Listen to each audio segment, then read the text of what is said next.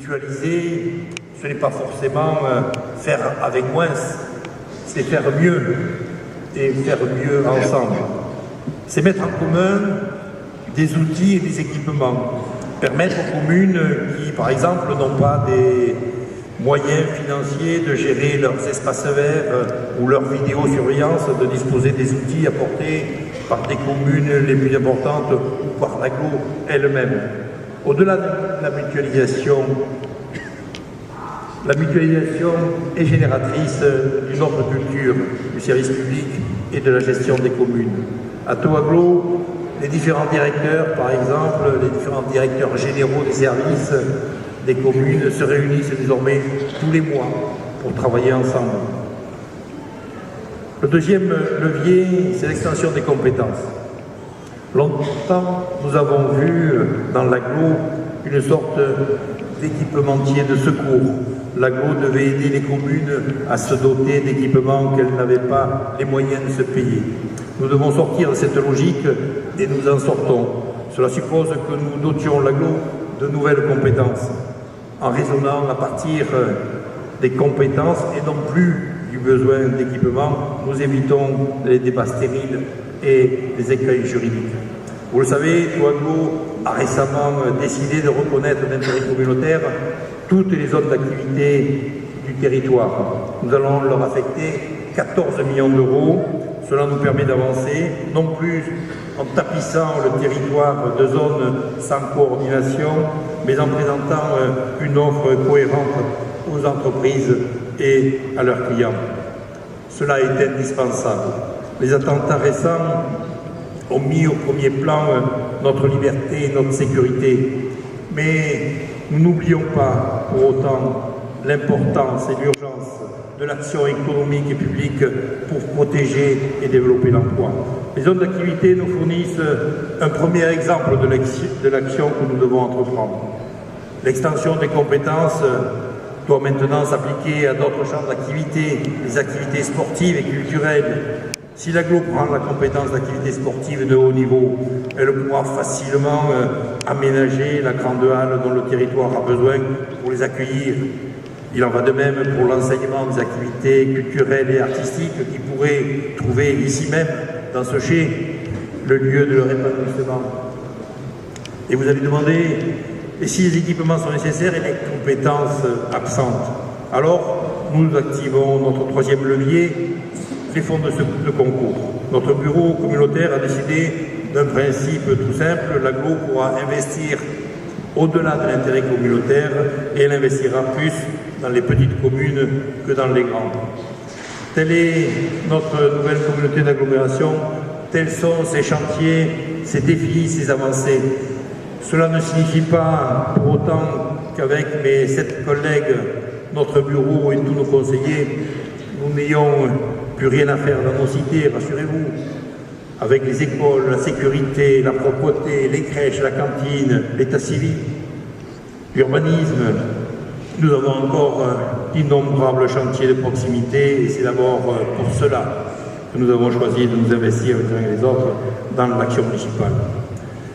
Mais notre vie à tous, notre vie est plus complexe, plus évolutive que celle de nos parents. Chaque jour, des liens nouveaux se tissent entre nos cités, entre leurs habitants.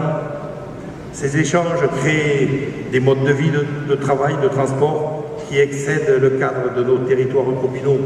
Ce sont eux qui fondent et rendent indispensable notre coopération.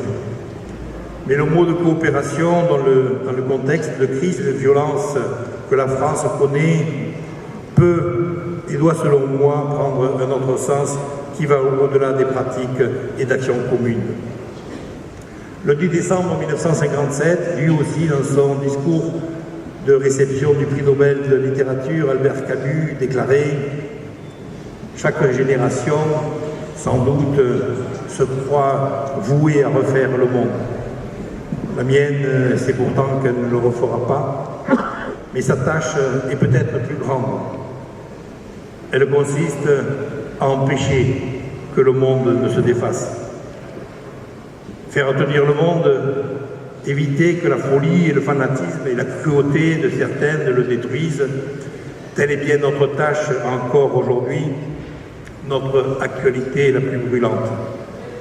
La coopération, l'action menée ensemble n'a donc pas seulement un but technique à atteindre. Elle définit l'espace fragile, incertain, menacé où les hommes créent leur destin. Et pour les hommes, le destin commun, le monde n'est pas possible sans la paix ni la liberté, sans ce qui fait, selon Camus, la dignité de vivre et de mourir. Les événements tragiques que nous venons de traverser, loin de nous décourager, de nous rendre sceptiques, de nous détourner du monde, nous invitent au contraire à nous impliquer plus encore dans cette coopération humaine qui refuse ce que Camus appelait les royaumes de la mort. Il nous incite à vivre, et vivre, c'est s'ouvrir à l'autre, c'est évoluer dans le monde des hommes, c'est déjà coopérer. C'est ce que j'ai toujours pensé, senti, chaque fois que dans mon métier j'ai été un des premiers à prendre dans mes mains des petits êtres naissants, tous se réveiller, bouger, chercher le monde. Ils étaient déjà des petits coopérateurs de l'humanité. Pour autant, cette coopération n'est pas exclusivement naturelle. Pour qu'elle s'épanouisse, pour qu'elle déploie tout son potentiel, elle réclame des soins, des efforts et des moyens. L'éducation et la culture sont généralement également des vecteurs essentiels de son développement. Nous inaugurerons bientôt la médiathèque de Frontignan, si chère à Pierre Bouloir. Elle portera le nom de Montaigne, cet humaniste du XVIe siècle et homme politique français. Il a été maire de Bordeaux pendant les guerres de religion qui secouaient la France, a toujours cherché à comprendre et à défendre ceux qui n'étaient pas de son milieu, de sa culture, de son monde. Il a cherché à comprendre les paysans, les Indiens d'Amérique, qu'on tenait à son époque pour des cannibales. Il a interrogé les formes de coopération possibles avec l'autre, l'étranger, celui qui par nature est différent. Il s'est même ouvert aux formes les plus énigmatiques de cette coopération, celles qu'on peut développer avec les animaux. Quand je joue avec mon chat, qui sait s'il n'use pas de moi plus que je ne fais de lui, demande-t-il dans les essais. Chercher à comprendre l'autre, malgré la différence vertigineuse des natures et des cultures. C'est ainsi qu'on apprend à vivre avec lui, qu'on peut coopérer avec lui. Mais c'est en coopérant concrètement avec lui qu'on trouve le meilleur moyen de le comprendre. La raison ne suffit pas à comprendre l'autre.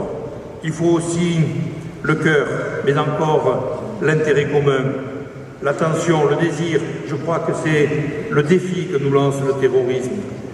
Il échouera si nous continuons à opposer à la division qu'il recherche l'unité et le rassemblement que la coopération permet et réalise.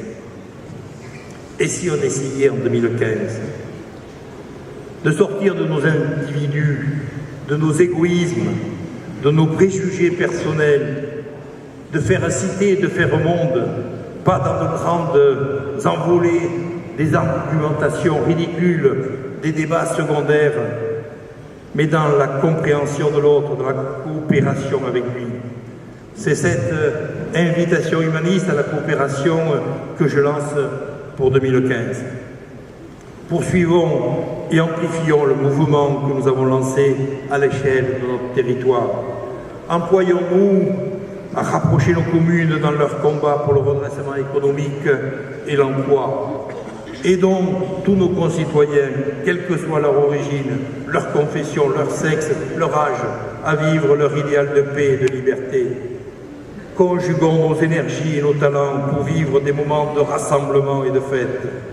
Voilà ce que je vous souhaite à toutes et à tous. Balaruquois, Gijanais, Zétois, Vicois, Frontignanais, Mirevalais ou Marseillanais, votre bonheur personnel, que je souhaite immense, passe par cette coopération. Ici, ce soir, Elle est effective, concrète, palpable, comme vous pouvez le voir sur ces buffets qui vous attendent et qui sont pourvus par les 8 communes membres de notre agglomération. Avant que je vous invite à rejoindre ces espaces de convivialité qui sont ce soir la vitrine de la pointe avancée de nos communes, permettez-moi un rappel.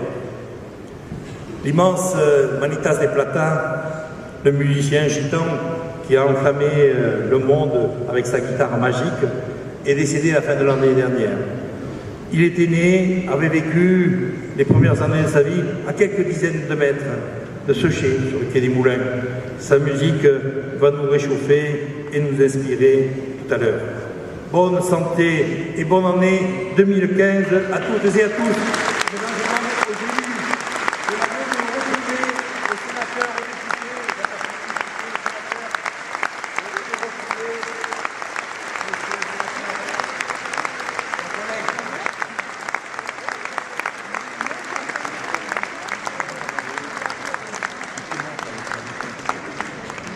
Et je vous propose maintenant de conclure par cet hymne qui nous a rassemblés si nombreux ces jours derniers et qui reste le ciment de notre République.